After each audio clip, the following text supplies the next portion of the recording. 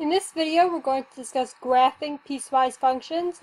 On the Regents, when you're asked to graph a piecewise function, you will most probably be asked to graph it from a word problem, not from an equation.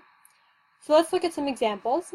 This is question number 28 from August 2015 Algebra 1 Regent. A driver leaves home for a business trip and drives at a constant speed of 60 miles per hour for 2 hours. Her car gets a flat tire and she spends 30 minutes changing the tire. She resumes driving and drives 30 miles per hour for the remaining 1 hour until she reaches her destination.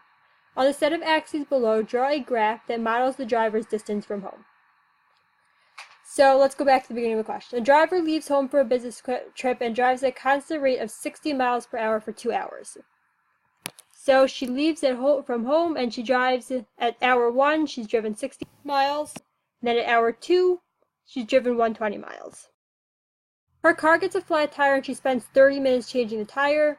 So for 30 minutes, or half an hour, so from hour 2 to hour 2.5, her distance is still 120 miles from home because she hasn't moved anywhere because she stopped to change her tire. She resumes driving and drives 30 miles per hour for the remaining 1 hour until she reaches her destination. So now she's driving more slowly and she's driving at 30 miles per hour.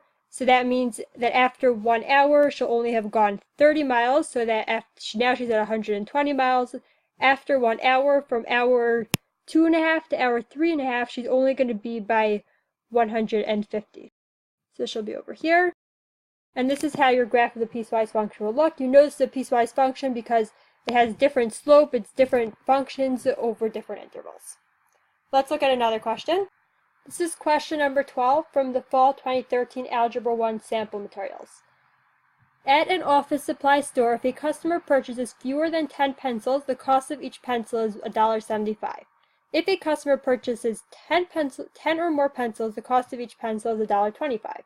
Let C be a function for which C of x is the cost of purchasing pencils, where x is a whole number, and then we have our function. Create a graph of C on the axes below. The question does have a second part, but we are only going to do this first part because it's related to graphing piecewise functions. So here we have an equation and a word problem. So let's work with the equation. We already read the word problem, let's work with the equation. C of x is $1.75x if x is greater than or equal to 0 or less than or equal to 9. So let's find those values. At x is equal to 0, f of x is equal to 0. So if you buy $0, then if you buy 0 pencils, it costs you $0, and that makes a lot of sense. Let's move on. If you buy 1 pencil, so 1.75 times 1 is 1.75. So if you buy 1 pencil, it'll cost you $1.75. And we knew that from the question. Let's say you buy 2 pencils. 1.75 times 2 is 3.5. So if you buy 2 pencils, it'll cost you $3.50. If you buy 3 pencils, 1.75 times 3, it'll cost you $5.25. If you buy 4 pencils, it'll cost you $7. If you buy 5 pencils, it'll cost you $8.75. If you buy 6 pencils, it'll cost you $10.50. If you buy 7 pencils, it'll cost you $12.25. If you buy 8 pencils, it'll cost you $14. If you buy 9 pencils, it'll cost you $15.75. And now what if we buy 10 pencils? Then we have to move on to our other function because we're only doing $1.75 times x if x is greater than or equal to 0, less than or equal to 9. Since we're up to x is greater than 9, we're up to 10, we have to use the next part of the function, 1.25x. So for 10, we have 1.25 times 10, which is $12.50. If we buy 11 pencils, it's 1.25 times 11, which is $13.75.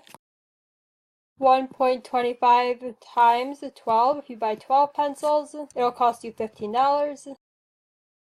If you buy 13 pencils, it's 1.25 times 13, which is $16.25. you buy 14 pencils, which is 17.5.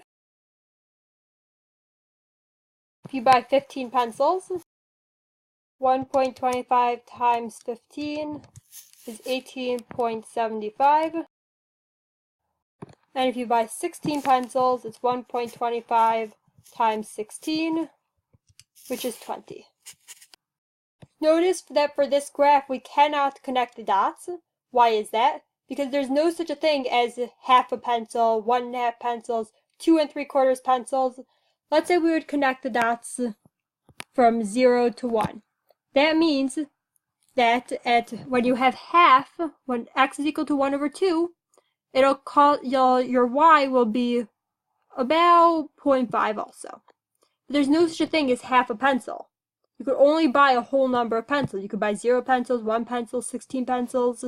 So we cannot connect the dots, and this would be your graph. Notice also on this graph that if you wanted to buy, let's say, 9 pencils, it would be cheaper for you to buy 10 pencils so you could pay the $10 rate instead of buying 9 pencils. Because if you were to buy 9 pencils, it would cost you $15.75. If you would buy the 10 pencils, you would get the $10 rate and it will only cost you $12.50.